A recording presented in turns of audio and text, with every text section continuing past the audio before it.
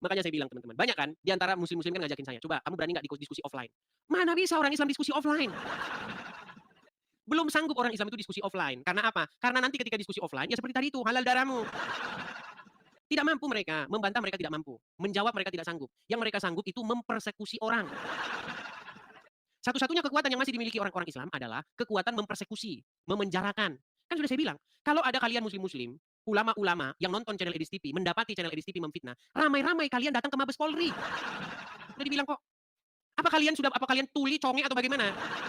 Datang ke Mabes Polri bersama-sama ormas-ormas Islam. Datang, ini ada channel Edis TV mengatakan bahwa Muhammad berhalusinasi, bilang. Saya yang bilang, Muhammad itu nabi yang berhalusinasi. Bahkan Muhammad itu patut kita periksa kejiwaannya karena dia mengalami satu penyakit depresi mental. Oh, gimana Anda itu?